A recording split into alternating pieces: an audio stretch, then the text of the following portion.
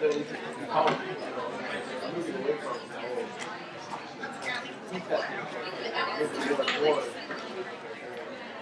the gist idea.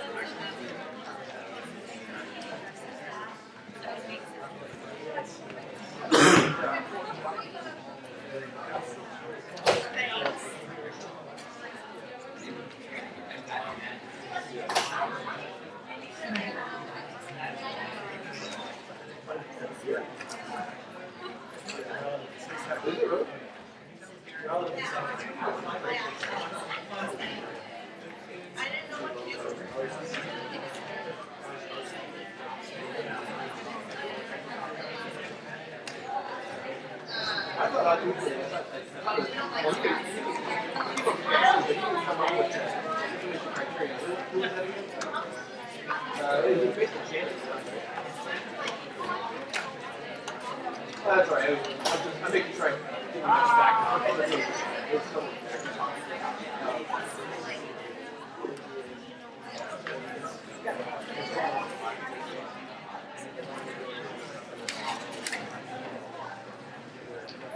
Just burn them in. Yeah, like this. Look, they're I'm wondering if they part that I do.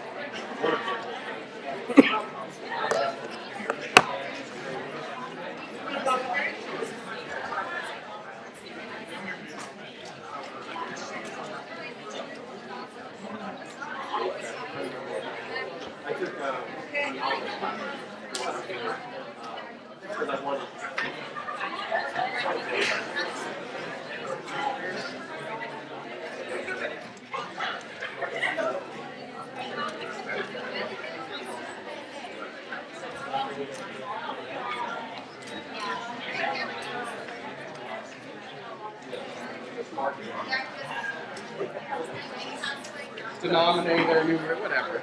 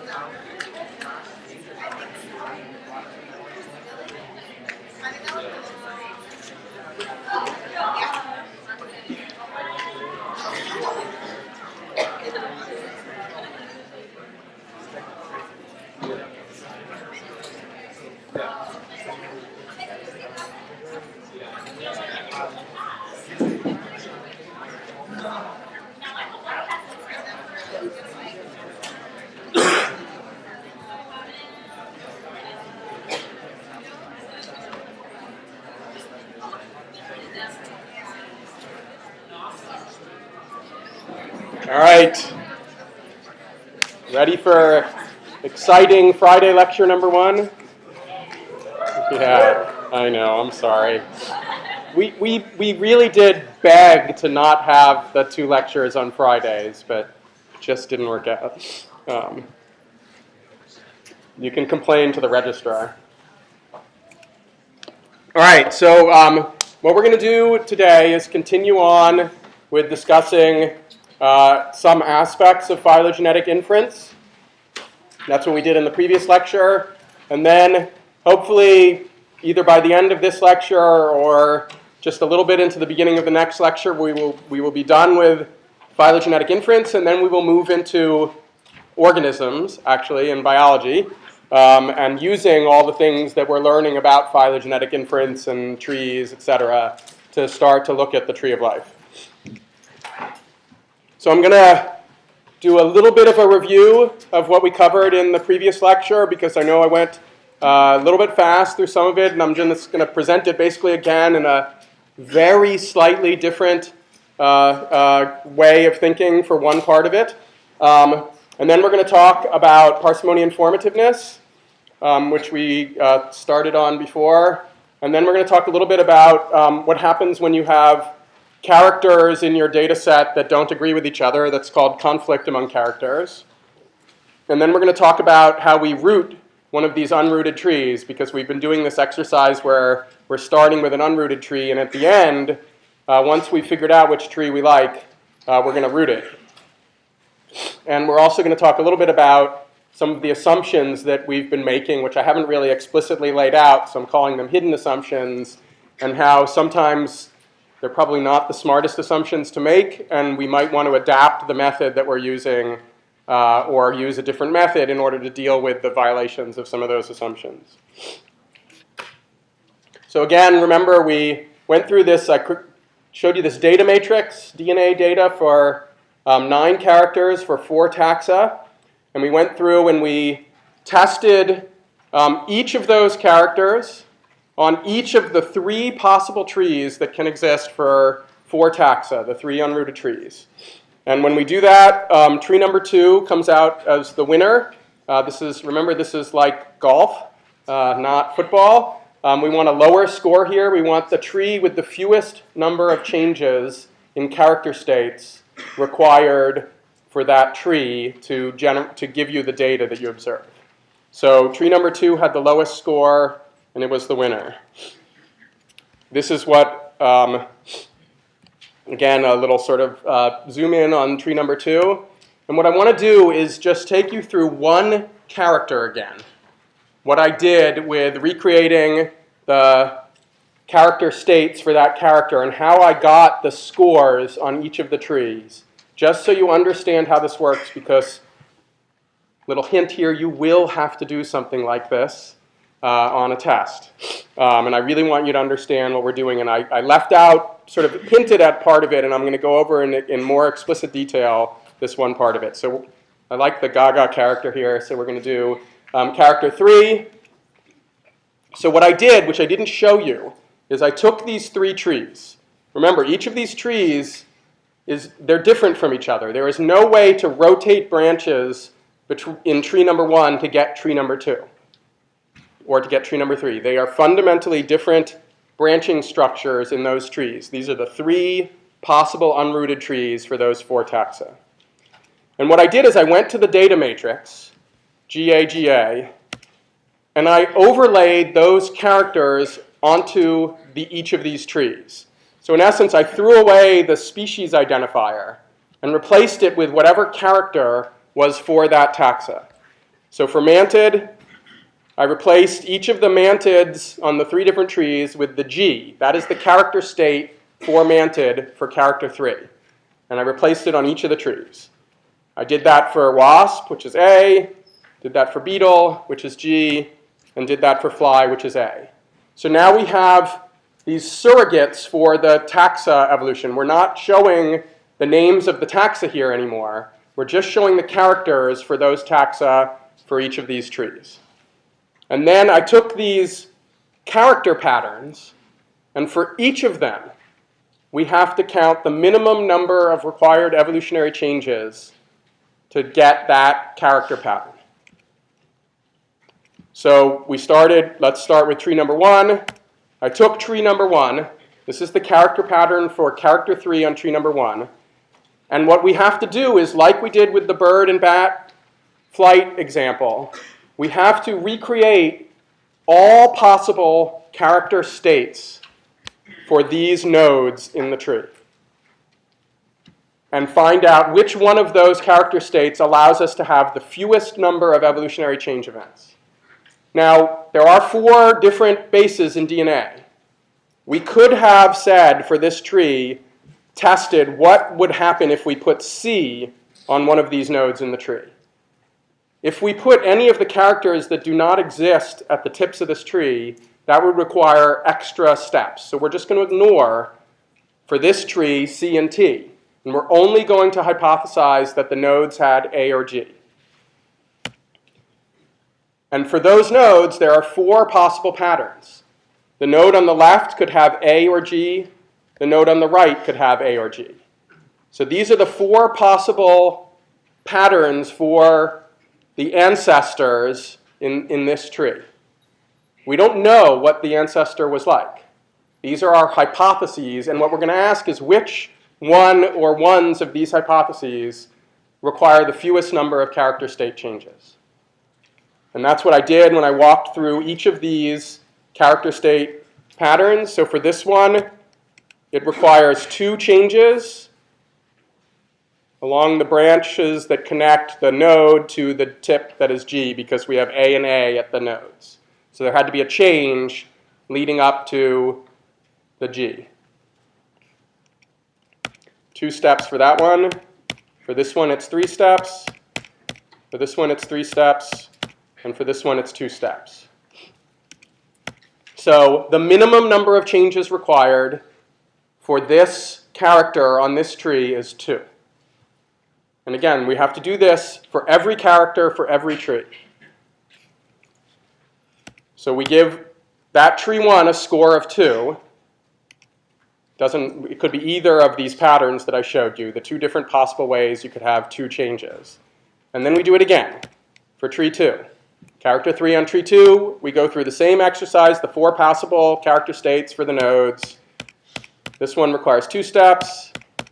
That one requires 5 steps. This one requires 1 step. And that one requires 2 steps. So this character state pattern, where one of the nodes has G and one of the nodes has A, only requires a single change in character state over evolutionary time to get the data that we observe in those 4 taxa. So that's the winner for this particular character on that particular tree. Again, you're looking for the minimum. People get this? Are there any questions about this? Okay. So again, we did that for tree 2. We go and we do it for tree 3. Just going to zoom through it because it has the same general pattern as tree number 1. There's 2 possible 2-step reconstructions. And so now we've given a score for character 3 on each of the trees. And then we do that again for character 4, character 5, character 6, character 7, character 8, character 9. And in many cases, like the work I do, I read the DNA sequence for the whole genomes of organisms. We have millions of characters. I'm not going to sit there and count. We use computer programs to do all of our analyses, basically. We're not going to let you do that. You're going to have to be able to do this exercise, basically, with 4 taxa and with a few different character states to show us that you understand how this works. So when we did this, tree 2 was the lowest scoring tree, and so we pick it as the winner. Yeah? Quick question, go back up one. So what if, your complete total, for instance, it ended up in, a tie? That would never happen. No, it happens all the time. And just like with the character state reconstructions for individual characters on individual trees, we just have to consider that there's a tie. So sometimes 2 trees are equivalent. So we say that there are 2 most parsimonious trees for that particular data set. And you wouldn't pick one of them over the other. What we're doing here is, in essence, testing different hypotheses about the evolutionary relationships among organisms.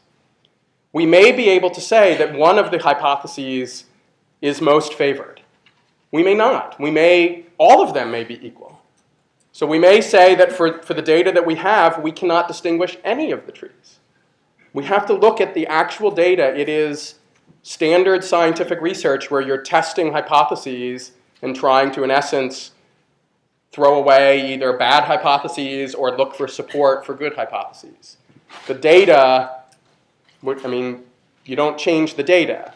You can look for other data. If you do an analysis and there's a tie between trees, you have 3 choices, really. Declare a tie, which is fine, although it's harder to get your papers published if you declare a tie in some cases. Look for additional data that could then add more characters to your matrix, or use an alternative method that might be able to look at the data in a slightly different way and come up with a different scoring mechanism. I'm going to talk about that in a minute. Yeah? If you had a tie, wouldn't you say that the one with the least number of reversals is more likely one? So the question is, if we had a tie, would we say that the one with the least number of reversals is the more likely one? You could come up with 100 different rules like that. And in fact, there are papers on all sorts of arguments for how you pick when there might be a tie. One of them would be to look at certain patterns of evolutionary reversals in the trees, but that's just one. There are literally thousands of different approaches. And what I'm going to show you in a minute is some alternative approaches to trying to tease apart when the data is sort of not as informative as you would like, but that you could do that too. I wouldn't pick that as my method. And we can talk about why I wouldn't pick that, but there are plenty of people who have used that as their method to distinguish when there are ties. I would prefer to get more data or to use an alternative scoring approach, which is what I'm going to show you in a minute. Okay, so when you have a lot of data, I mean, this was just 9 characters. It's not that much. When you have, 1 million characters, or even when you have 100, sometimes you don't want to analyze all the data. Some of the data is not going to be useful for distinguishing among the different trees. And you're wasting either your time or a computer's time, which you may not care that much about, but if you have lots of data, you might care. If you analyze data that's not going to be informative anyway. So frequently what you do is you look through your data matrix, and before you do an analysis, you might flag certain characters in your data as they're not going to be informative anyway. We might as well not bother with doing anything with those characters. So this is generally what's called parsimony informativeness, whether or not characters are going to be useful for informing a parsimony-based tree. And the converse is what I have here, which is some characters are not going to be informative, and they're called parsimony uninformative characters. So I'm going to show you in our data that there was quite a lot of uninformative characters in the data matrix that I used. So here's one of them. We already sort of talked about this. One of the characters, character 2, is the same state in all organisms.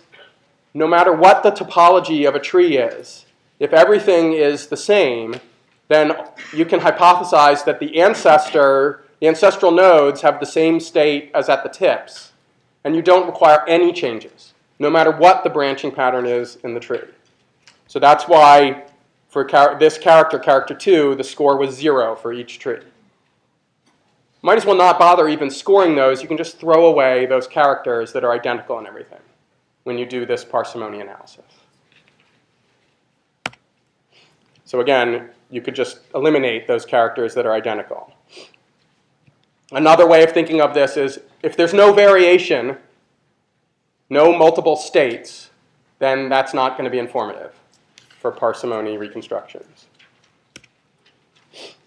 A second type of data that is also non-informative in our data set is when one taxa has one character state and all the other taxa are the same as each other but have a different character state than the first taxon. So here's fly with T, and all the other organisms have C. And the reason that this is uninformative is that no matter what the topology of the tree is, you could hypothesize that there was a change in the branch leading up to the lineage that has the unique form.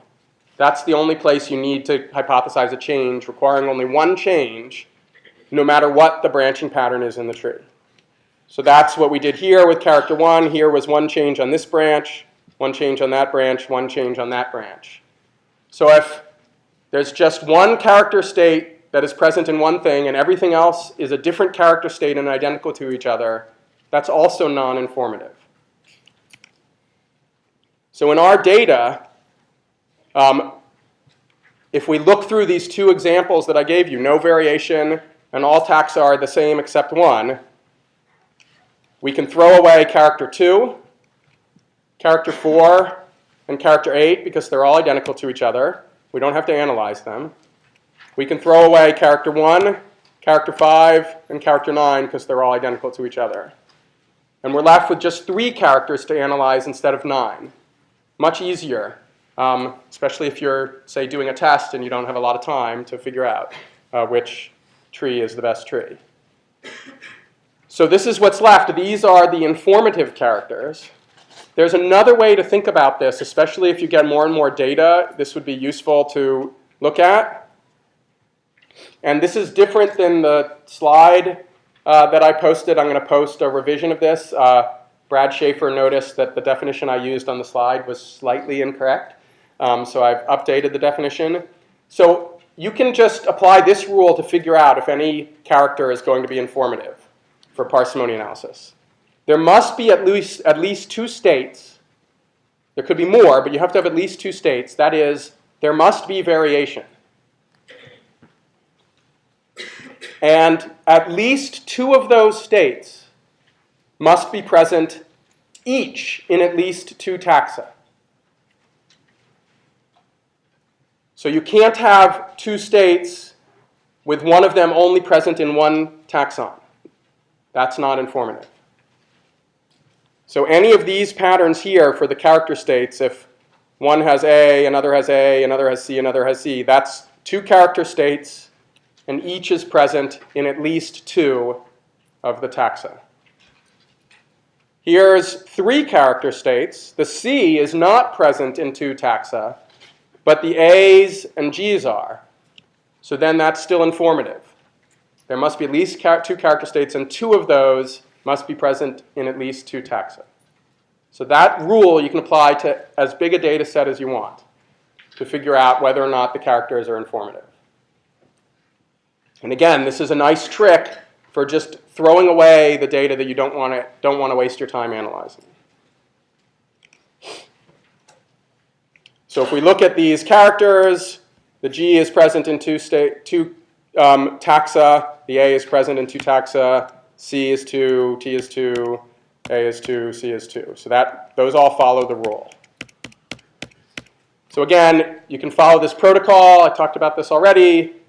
These are the four sort of steps in parsimony analysis. We can add an extra step, which is to throw away the uninformative characters, making your life simpler.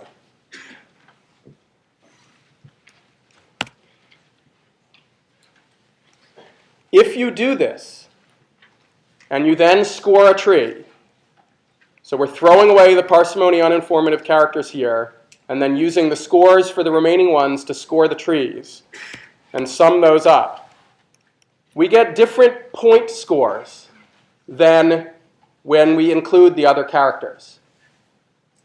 But the difference between them is the same. We've just thrown away some parts where you're just adding the same number of points to each tree. So tree 2 is still the winner here. Tree 1 is still in second place, 1 change more. Tree 3 is still in third place, 2 changes more. We've in essence just thrown away the characters that counted as 1 each for each tree. So we haven't changed which tree wins, but we do change what point total we give them, because we're not counting the changes where each tree is equivalent anymore. So it would be 7 for the winning tree versus 4 for the winning tree. But again, the order of which tree wins is the same. Okay, so does that make sense, how you find these parsimony uninformative characters? Are there any questions about that? This can apply to any type of characters. DNA isn't the only thing. Any type of characters we can apply the same rule to. Okay, so what I want to talk about now is a slight sort of derivative of phylogenetic reconstruction when we do analyses of these trees, which is this issue of when you have conflict among the different characters.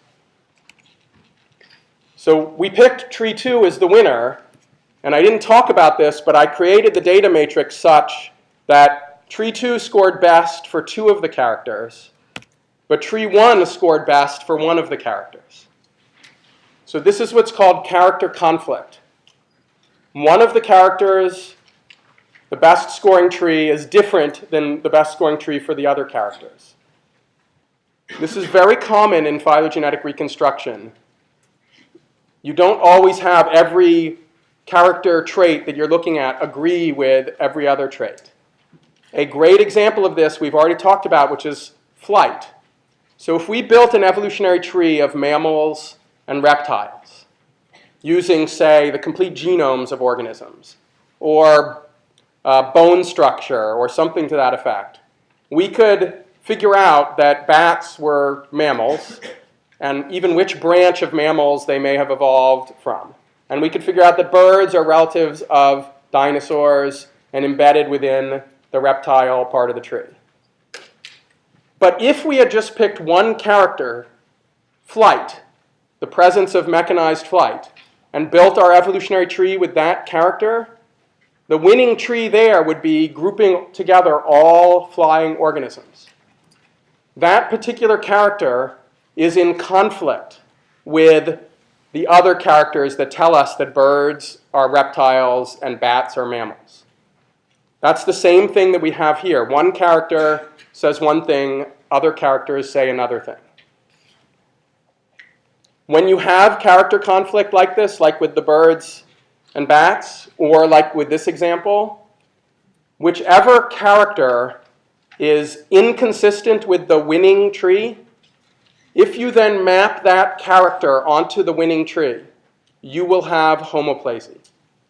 So just like with bird and bat flight, if we map them onto the true tree of mammals and reptiles, it requires us to have homoplasy in the separate branches where flight originated. We're going to see the same thing for character 7 when we map it onto tree number 2. The winning tree here, if we map a character that does not support that tree, you will have homoplasy. And again, homoplasy is when you have separate origins of the same character state or trait, different branches in the tree. So if we take character 7 and map it onto tree number 2 here, it requires us to propose 2 character state changes. And both of them actually, well, it could be the other direction. You could have A to C. I'm just showing one of them. So those are 2 separate changes from C to A. And that is homoplasy.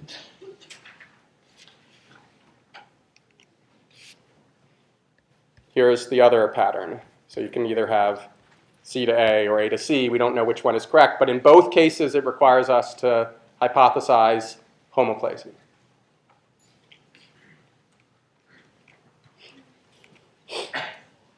So this gets sort of to your question. I wasn't even thinking if there was a tie. But in this case, we had one tree that was just barely better than the other trees. It had one point different than the other trees. If you have a tie, it's even worse. What do you do in those cases? So one thing you can do is get other data, so more data. And another thing you can do is use other methods to analyze your data. And we'll come back to that in a few minutes with the other methods. Does that make sense that you have 9 characters? That just may not be enough.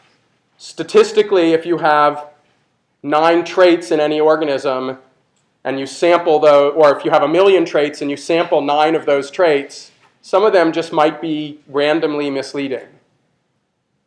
If you sample 100,000 traits, it's less likely that you would have random misleading information in 100,000 traits.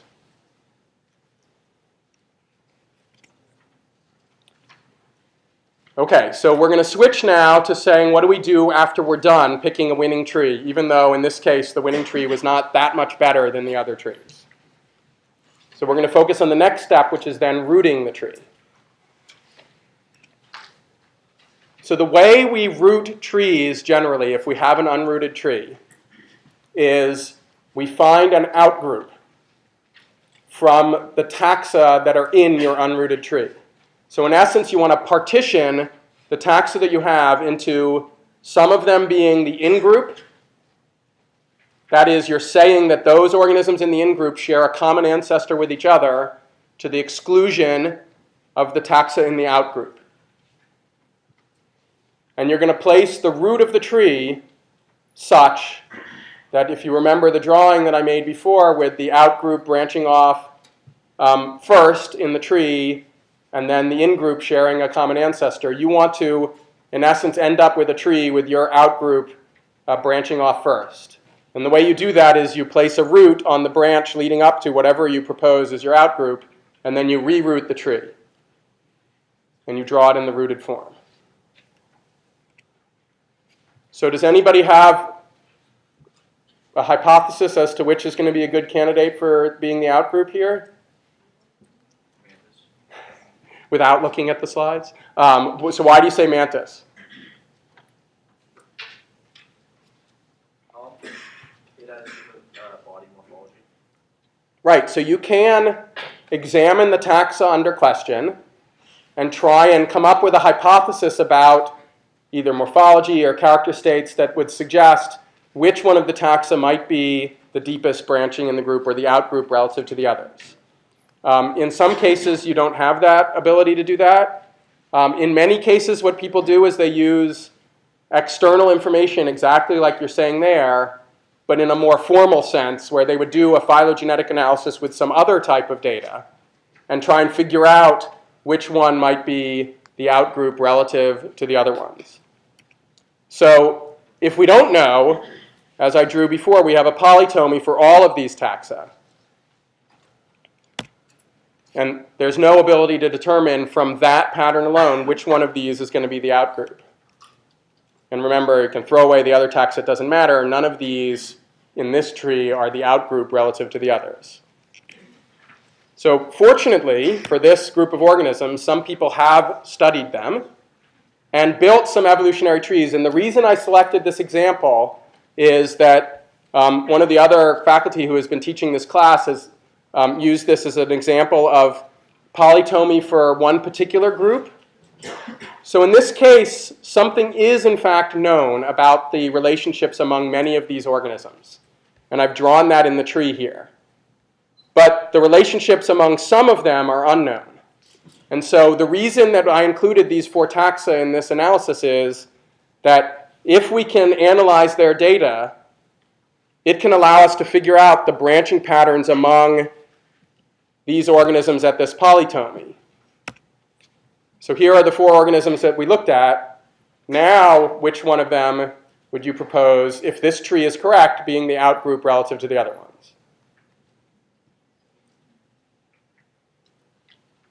Anyone want to? So an outgroup has to branch off in an evolutionary tree prior to the existence of the common ancestor of the other organisms. So the mantid does this in this tree. Here's the mantid.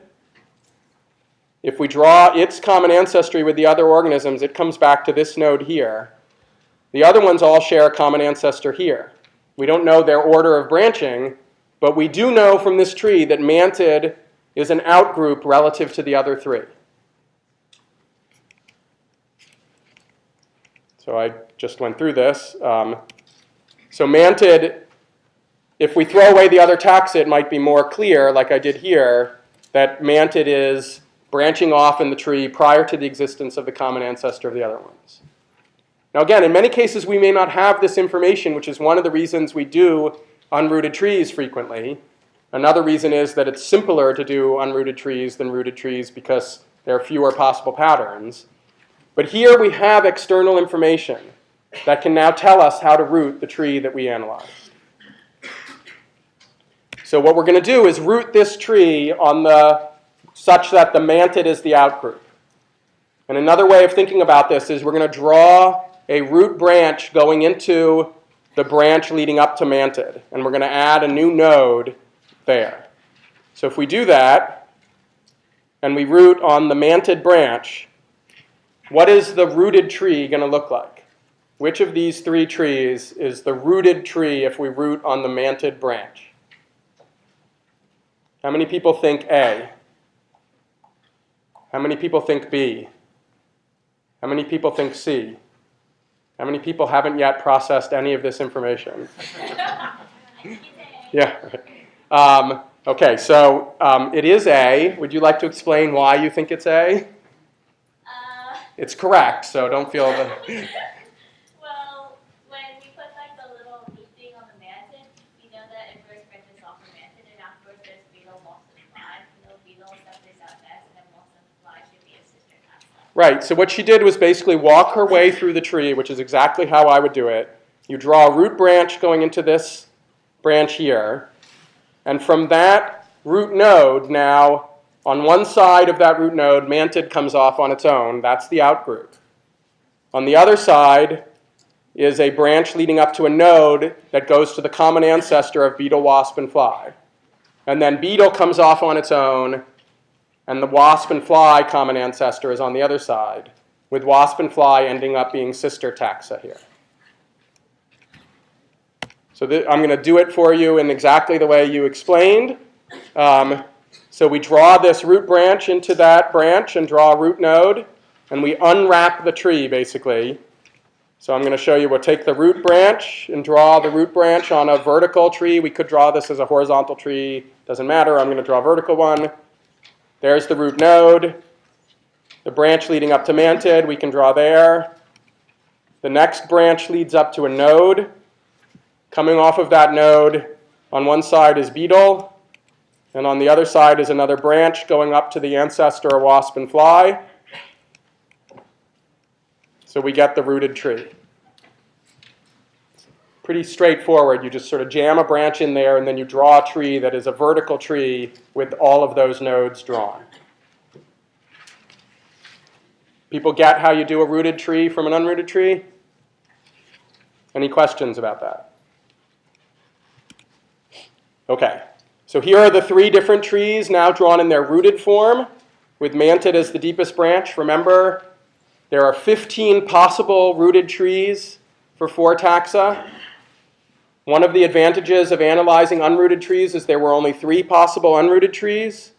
So it makes our analysis much simpler, and then in the end, we can just add the root to generate our rooted version of the winning tree. Okay, I just want to show you, this is also not in the slides that I posted, but I just wanted to show you this homoplasy thing again now on a rooted tree, just to quickly get you to think about homoplasy again. So if we take our rooted tree, that's tree 2, the one that we rooted, and we now overlay one of the characters onto the tree that was in conflict with this tree. So character 7 on rooted tree 2. Every parsimonious reconstruction we can come up with that has 2 changes requires homoplasy. So here's the one where C is the ancestral state. It requires 2 changes to A, and here's one that requires 2 changes to C. There are other ways we could possibly draw this, but in essence, you're forced to have homoplasy on this tree. So, okay with that, and we're going to shift on to the last topic here. So the last thing I want to talk about is, some people have sort of asked questions about this, a few of these, but we're going to go through some of the assumptions that we've made but haven't talked about for this parsimony method. And it argues for why you might want to do a slightly different approach, maybe change up the parsimony method slightly, or use maybe a completely different approach to analyzing the data. So one of them is relatively straightforward, which is that we've been treating every character equally. So when we summed up across all the 9 characters for the DNA, if there was 1 state change required for character 1 and 1 state change required for character 7, that counted the same. All the characters were treated equally to each other. Now that may not, and in fact is not, the smartest approach to use. If you know nothing else, it's probably the approach you should use. But we frequently do know something else. So for example, if we're analyzing a bunch of these characters that I listed before as examples of the characters you could use for phylogenetic analysis, some of them might be better than other characters to use. For example, you could use height or weight as a character to build evolutionary trees of mammals and birds. You could use presence of flight to build evolutionary trees of mammals and birds. Alternatively, you could use the structure of the heart and the structure of internal organs to build an evolutionary tree of mammals and birds. The likelihood that a 4-chambered heart was evolved in one lineage versus height changing in a lineage is very different. So height changes really rapidly, or eye color changes really rapidly, and is therefore prone to homoplasy. It is more likely that something that changes very easily could be misleading for evolutionary reconstructions than something that is very difficult to change or has a very low probability of change. So structure of the heart is probably going to be a character that you might want to count more than feather color or height for building a phylogenetic tree. So in many cases, when we do a phylogenetic analysis, people end up not counting all characters equally. Or in fact, sometimes they see a character and they say that that character is just not going to be likely to be useful at all. It might be too prone to being homoplasious, and therefore they might not use it. So for most purposes, we're going to just treat all characters equally here. But if you know extra information, you might not want to do that. Any questions about this before we go to the next assumption that we're making? So another assumption that we've been making is that the types of changes within characters should all be treated equally.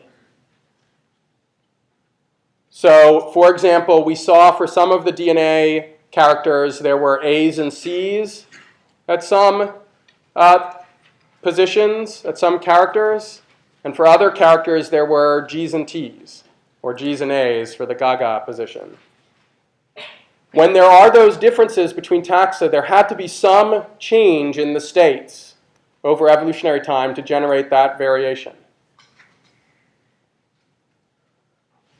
We may not want to treat all of those changes equally. And what I'm going to do is show you an example of this. This is true for any type of character, but I'm going to show you an example of this with DNA. It could apply to any other character that you would use. You might want to weight different types of changes differently. So the example I'm going to show you relates to the structure of DNA. And this is going to regress you maybe a little bit back to 2A or some other intro molecular biology course. So DNA is made up of 4 different bases. The bases come in 2 different chemical forms. Purines. Purines are the larger bases. A and G have these double rings. And pyrimidines. Pyrimidines are the smaller of the bases. They come in these single rings. In the double helix of DNA, a purine always is supposed to pair with a pyrimidine. So A pairs with T, C pairs with G. One reason for that is that keeps the size of the double-stranded DNA helix the same. So if you had 2 purines pairing with each other, you would have a bulge in the DNA because it's going to be bigger physically than, say, a purine and a pyrimidine. And if you had 2 pyrimidines pairing with each other, there's going to be a sort of constriction in the structure of the DNA because they're the smaller of the bases. In the end, you have a pyrimidine pairing with a purine and a purine pairing with a pyrimidine. Those are the base pairing rules of DNA. Those same rules relate to the probability of mutation at particular sites in DNA. So if you have a DNA sequence that's, let's just say, for a particular gene, the sequence for the coding strand of that gene is A. Really simple. If you ask, what is the probability that one of those A's changes to another one of the DNA bases? It turns out that there is in most cases, there is a higher probability that the A will change to a G. That is, that the purine will change to another purine than there is that the A will change to a T or a C.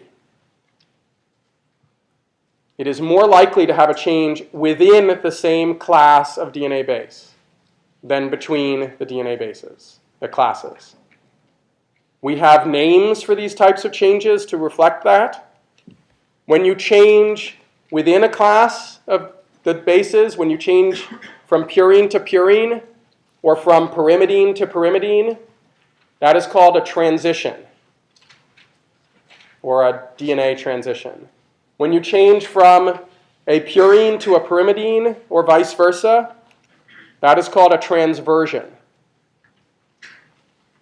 And in many cases, although not quite all, in many cases, transitions are more common than transversions. And the basic reason for this is that the DNA, the machinery that copies DNA, is more likely to make a mistake where it puts in something that's the same size as what it's supposed to put in, but it puts in the wrong one. So you can change from a T to a C, that's putting in something that's the same size, but it's less likely to change from a T to an A because then you've added a big purine into your DNA and it's going to create a bulge. So these, on average, transitions are more common than transversions. From a phylogenetic reconstruction point of view, you might want to account for that. If you had two trees, let's just think of comparing two trees, and one of them required you to have an evolutionary transition event in the tree, and one of them required you to have an evolutionary transversion event in the tree. If you're just counting changes, you would count them both equally. But transversion events are rarer. You might want to say that the tree that requires me to have a transversion event is going to be the less parsimonious tree, because it's requiring me to have a change that is considered less common. The same idea would be if you had a tree that required you to go from having a, say, in this area of your body where there's a heart, to some organism having a brain there. That's going to be a pretty rare event. If you have a change from a 3-chambered to a 4-chambered heart, that is probably more common than a change from a heart to a brain. So in the same sense, you want to pick the tree that requires the events that are more likely to have happened. So if we do this for transitions and transversions on the tree, we can score them differently when we count changes. And that allows us to find the tree that has, in essence, the more likely changes occurring on that tree. This is just, I'm going to skip over this, but if you're interested, there are some slides and I can talk to you about the mechanistic details of why transitions are more common than transversions. I actually worked on this for part of my PhD thesis, but I won't burden you with that on Friday. And we're not going to expect you to know that for the test. We'll expect you to know that there are differences in the frequency, but not the mechanisms behind them. So if we look at our characters here, this character, G versus A, for this character, the changes that we were hypothesizing on the tree were G to A changes. Those are transitions. For this character here, we were hypothesizing C to T changes. Those were transitions. But for this character here, we were hypothesizing transversions, C to A. So we have a difference here. Some of the characters required a transition event. Some of them required a transversion event. So one way to account for the different probability of these events would be to penalize transversions more. So what I've done here is I've doubled the points that I assign to each tree based upon the number of transversion events on that tree. So in the original analysis, we gave tree 1 a score of 1. There was 1 transversion event required for tree 1. And we gave tree 2 and tree 3 a score of 2 because there were 2 transversion events required for tree 2 and tree 3. But if transversion events are rarer, maybe we'll want to count them more. So what if we just hypothesize that we're going to give them twice as high a score, in essence? We're penalizing transversion events more than transition events now. If we do that, now we have a tie. This goes to your question. We have a tie between tree 1 and tree 2. And what we've done here, in essence, is said that tree 2 is no longer the winning tree because it required us to hypothesize 2 rarer events, transversion events. And we've doubled the count against those now.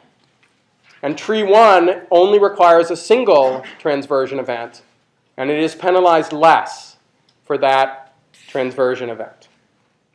We could triple the score. If we triple the score, then tree 1 is actually the winner. So if transversions count 3 times more than transitions, we actually change which tree is the winning tree.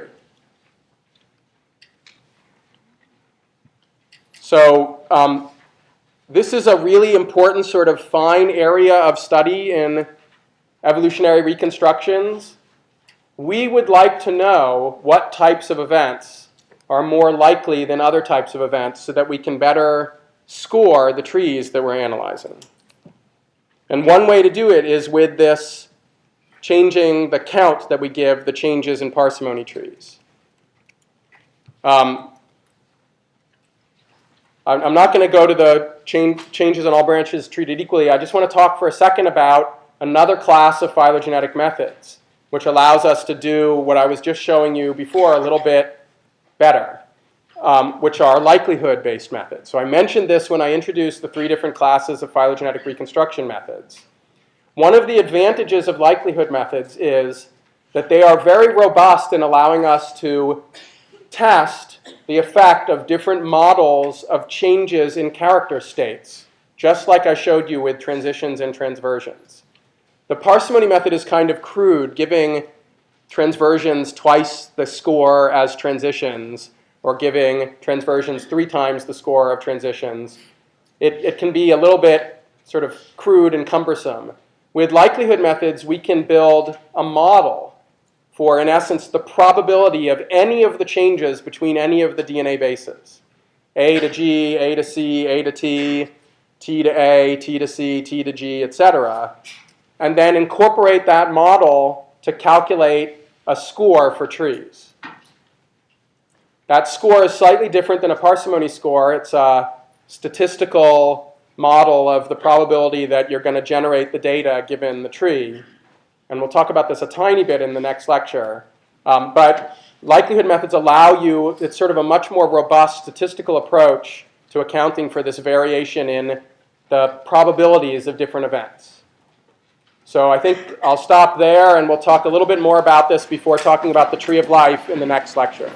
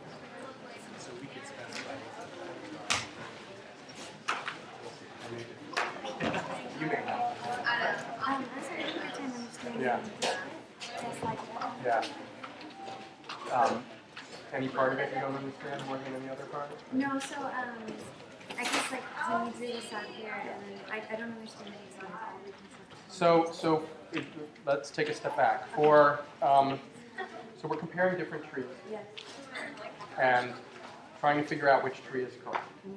And that character, if we just looked at that character, the best scoring tree is actually tree number 1. Right. For that character. Tree number 2 required 2 changes in tree number 2. Those 2 changes are homoplazy. So homoplazy is when 2 well, those particular two changes are homoplasy because I know what the characters are underneath. Okay.